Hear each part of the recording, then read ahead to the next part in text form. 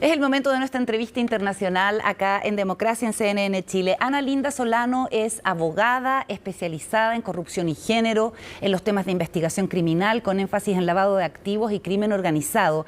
Es consultora del área de gobernanza democrática de Eurosocial, profesora de la Universidad Externado de Colombia y de la Academia Latinoamericana de Investigación de Delitos Financieros y Tributarios de la OECD. Ana Linda, un gusto conversar contigo. Muchas gracias por el contacto.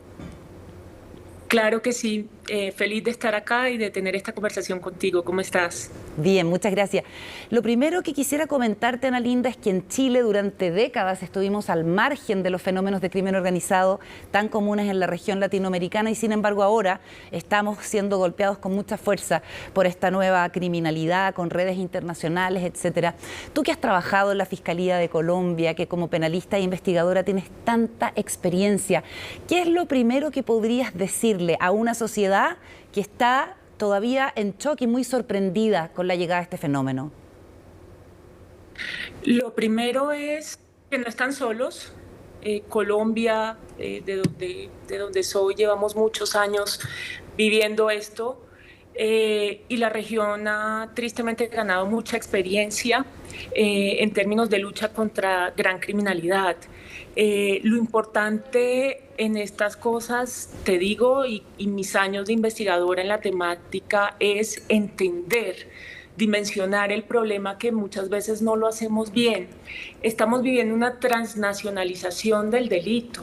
Es importante ver cuáles son esos vectores de contagio, de qué manera se da esa deslocalización de funciones en la criminalidad organizada. Muchas veces nos aproximamos a estas formas de criminalidad entendiéndola de forma jerarquizada y cada vez funcionan más como empresas y funcionan más como prestaciones de servicios y funcionan más proviendo servicios a nivel regionales, de pronto donde hay precisamente, como dices tú, menos controles, menos entendimiento de las funciones. Mucho de esto es facilitado obviamente por temas de impunidad, de corrupción, y vemos cómo las cleptocracias o las capturas del Estado, como por ejemplo la financiación política de campañas va asociado a estas formas de gran criminalidad, formas de contratación que vemos que se van volviendo un poco sistémicas en la región. Ustedes tienen a un experto, Engel, él explica muy bien cómo muchas de estas formas inician en lo local. A veces la corrupción o estos fenómenos de gran criminalidad lo vemos a nivel nacional y no tenemos el foco en lo local. Inician con el desvío de contratos de educación, de la construcción de un hospital, y con eso se va dando tanto formas de lavado como formas de captura del Estado, de financiamiento ilícito de partidos políticos o de campaña. Entonces, entender cómo esto se ha presentado en otros contextos y dimensionarlo en nuestras realidades, ver cuáles pueden ser esos que nosotros llamamos vectores de contagio, llamémoslo así, formas, prestadores de servicios que replican formas de trabajo que dan facilidad para que estos fenómenos puedan tener lugar y se repliquen. Es decir, la cooperación fundamental, en primer lugar, por las experiencias que los distintos países tienen. Cuando tú hablas de la estructura de las organizaciones de crimen organizado como empresas, uno pensaría en la necesidad de perseguir el origen de los dineros, ¿cierto? Pero, por ejemplo, en Chile ha habido mucha reticencia y mucho celo en levantar el secreto bancario, en perseguir los delitos financieros, tributarios, etcétera. ¿Qué es lo que funciona en este sentido?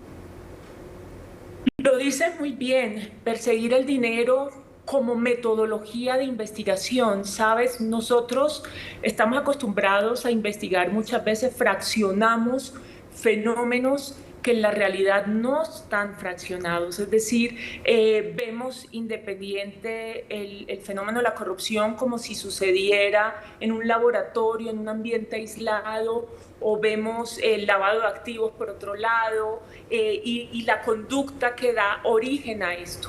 Pero realmente en la práctica, en la realidad, estos fenómenos están interrelacionados, son interdependientes.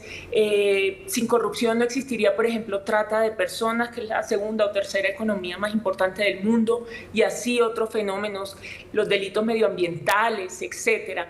Entonces, lo primero que yo te diría es no fraccionar el entendimiento del fenómeno.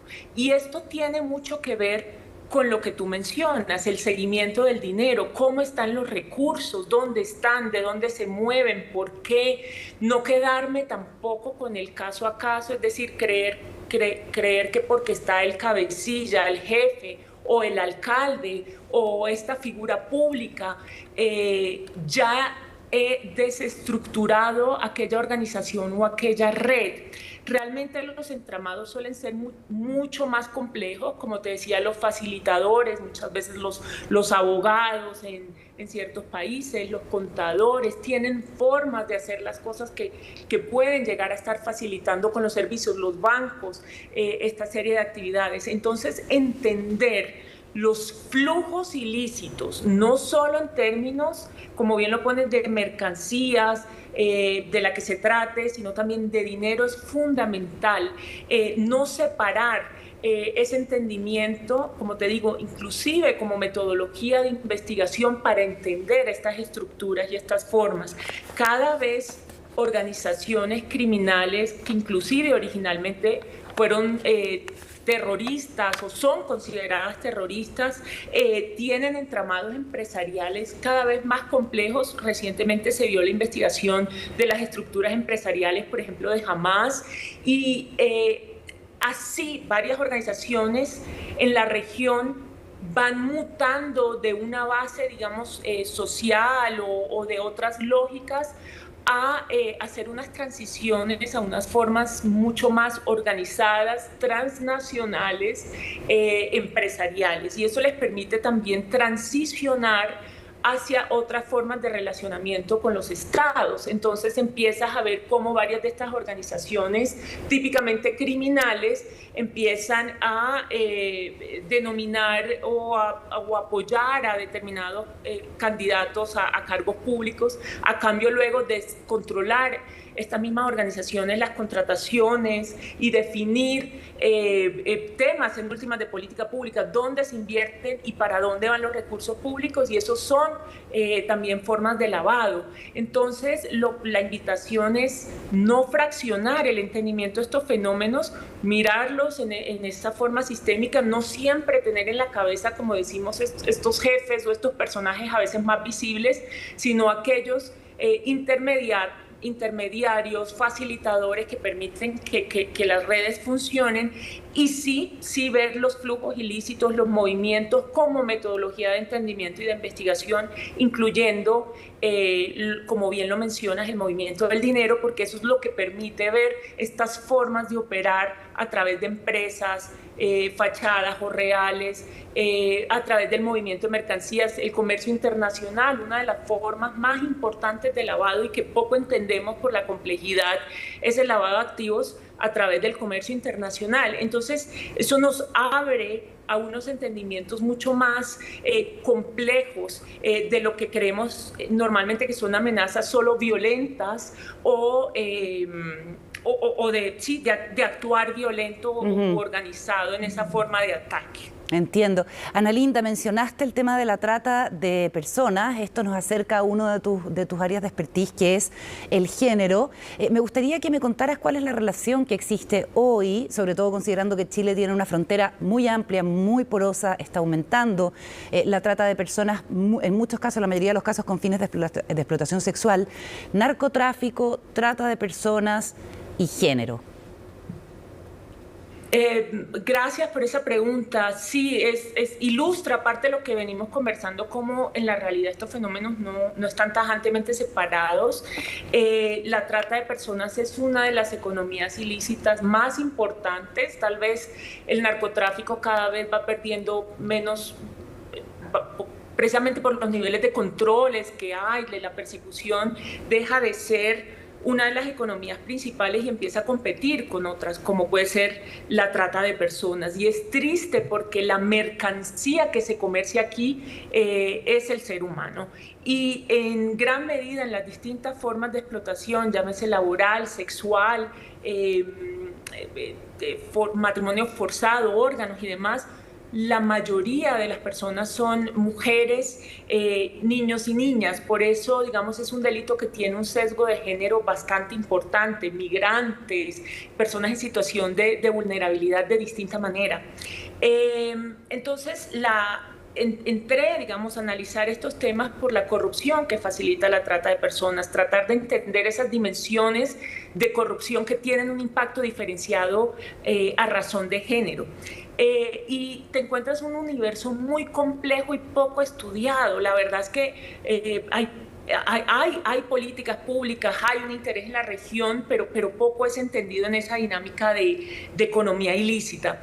Y parte de esos nexos, como tú bien lo planteas, es precisamente el narcotráfico, cómo muchas veces mujeres que son víctimas de trata de personas, de estas formas de explotación sexual, son también forzadas a traficar, sea microtráfico o narcotráfico, en centros, por ejemplo, de prostitución, de explotación sexual, como las comúnmente denominadas mulas, entre otras formas, y ellas son las que terminan siendo vinculadas a procesos penales porque no somos capaces de investigar elevando la cadena criminal y entendiendo que son redes mucho más complejas las que están detrás.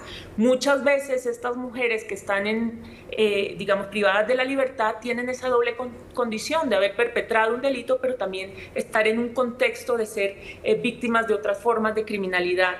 Es una realidad muy compleja, muy interesante de entender para que las fiscalías de la región pues, puedan reenfocar parte de las actuaciones que se hacen en materia de lucha contra el narcotráfico, pero sobre todo, y a propósito de nuestra conversación, es la capacidad de ver esto mucho más en esos entramados y en esos movimientos, en esos, como llamamos, flujos ilícitos. Hablemos de corrupción y género. Tú planteas que las mujeres son las más perjudicadas por los efectos de la corrupción. Quisiera que me contaras algo de eso y también de si hay evidencia de si las mujeres y los hombres somos igualmente corruptibles o no. Sí. Mira, esa es una pregunta que nos da para toda una conversación nueva. Es muy importante que la plantees. La corrupción suele entenderse neutra, pero la corrupción tiene rostro y mayoritariamente y diferencialmente sus víctimas son mujeres, a pesar de lo que la medición normalmente nos indica. Que una mujer sea solicitada por parte del fiscal que lleva su caso de alimentos, de realizar favores sexuales, que una hija para que su padre en el contexto de la crisis del COVID reciba una solicitud por parte del médico de favores sexuales, que una joven vaya por un programa de educación donde el alcalde de su localidad y deba de aceptar tocamientos por parte de este y luego sea absuelto por el sistema de justicia porque él no tenía la autoridad con la que otorgarle ese proyecto de educación que ella esperaba, nos muestra que hay unas dimensiones de género que están normalizadas, porque la mujer del primer caso, estos son casos reales en América Latina, la mujer del primer caso cree que que está bien que el fiscal le diga eso porque le va a prestar más atención a su caso y va a ser resuelto. Entonces normalizamos ese tipo de conductas, pero son formas de corrupción, como puede ser que alguien te pida un soborno porque te pasaste el semáforo, pero donde hay un sobrecosto con un sesgo de género, porque mayoritariamente las mujeres son las que son víctimas de este tipo de situaciones, donde claramente estás en escenarios de violencia de género y obviamente tienes una dimensión de derechos humanos. Entonces, piénsalo como que esta dimensión de género le agrega más elementos al entendimiento del fenómeno de la corrupción que hoy día no estamos viendo, no conocemos bien o peor aún tenemos normalizados. La corrupción en este sentido se nos vuelve relacional, ¿sí? Es una corrupción, volvemos a decir, no ocurre en un escenario aislado, sino a razón de facilitar otro tipo de criminalidad. como hablábamos, la corrupción que facilita la trata, el funcionario que avisa que va a haber un operativo para que en el lugar de explotación de menores se preparen y lo eviten. Es una corrupción que tiene esta dimensión de derechos humanos y eso nos obliga a repensar las categorías que hoy nos tenemos. No podemos estar hablando de pequeña corrupción cuando hay violencia sexual o de otro tipo y está de por medio esta dimensión de derechos humanos. Y es una corrupción sistémica porque muchas veces sobre la base de esta población vulnerable yo construyo los programas sociales o la política pública desviada y eso nos lleva al primer punto que tú planteabas. Y así yo genero clientelas, genero lealtades y genero todo un sistema que se alimenta en últimas de la explotación de la población vulnerable para favorecer organizaciones criminales o partidos políticos que se financian ilícitamente de estas conductas. Entonces, te invita a verlo también de esta manera sistémica, relacional y en una dimensión de derechos humanos que no tenías clara. Frente a la pregunta si las mujeres o los hombres tienden a ser más corruptibles, ahí tal vez empezó a finales de los 90 toda esta conversación y lo más interesante es que tal vez esa no es la pregunta correcta. ¿Ya? Hay estudios empíricos en un sentido u otro. Mayoritariamente se suele entender que la mujer está en escenarios de mayor aversión al riesgo por los roles socialmente asignados, tiene menos oportunidades de estar en esos escenarios de corrupción. Hay diversas teorías que te explican por qué es posible que se dé esa tendencia. Cada vez desde feminismos distintos hay intentos de reivindicar la autonomía y la agencia de las mujeres también en la comisión de delitos. Pero yo creo que lo más importante son esas teorías que le apuntan a que es el sistema el que tiene que ser más justo. Es decir, si las instituciones democráticas son fuertes, si los sistemas de control son fuertes, si hay transparencia, si hay accountability, rendición de cuentas, tienes tanto más mujeres en espacios de toma de decisión o de poder, como menos escenarios de corrupción. Ana Linda, y por último, ¿cuáles son los pasos que tú crees que de manera realista nos pueden llevar a intentar contener precisamente la corrupción que tanto daño le hace específicamente a las mujeres y a las niñas? Yo creo que el primer paso es entender, dimensionar el problema, así como se hace evaluación de riesgo para temas como lavado de activos. Creo que hay que mejorar las caracterizaciones que hacemos de estas temáticas, tanto recoger información cuantitativa como cualitativa que nos ayuda a dimensionar el problema en la región. Han habido acercamientos, el índice de percepción de corrupción de Transparencia Internacional lo ha medido, hay que continuar, digamos, esas mediciones y esos entendimientos, pero hay un movimiento en la región que creo que es importante de introducir reformas normativas que permitan visibilizar estos componentes de género asociados a la corrupción. Yo creo que la clave ahí también está, más que en estas reformas normativas, en la oportunidad de hacer paquetes de políticas públicas que nos permitan ver esas dimensiones de poder, que nos permitan generar herramientas como puede ser protección de denunciantes con enfoque de género, fomento a la denuncia, pero sobre todo fortalecimiento del trabajo al interior de las entidades que tienen a cargo la persecución penal, las fiscalías y demás, porque es muy complejo en la práctica un caso de esta naturaleza que puede tener connotaciones de violencia sexual y de corrupción. Entenderlo, como digo, más allá del caso a caso, en una mirada mucho más sistémica que nos puede estar dando cuenta de realidades más complejas.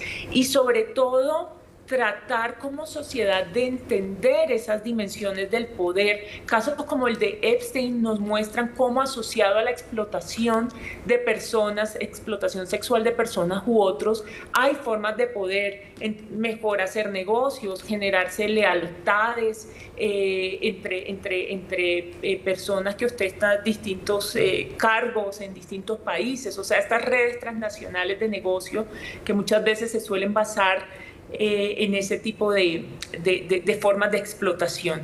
Entonces es hacer más visible eso, nos muestra unas dimensiones de corrupción que no estamos viendo, relacional de derechos humanos y sistémica que puede ser muy importante para la caracterización misma de la corrupción, pero también para respetar los derechos de estas personas que pueden estarse viendo afectados de manera diferencial. Perfecto. Ana Linda, muchísimas gracias por esta interesante conversación. Muchas gracias y un saludo a la distancia. Con mucho gusto y encantada.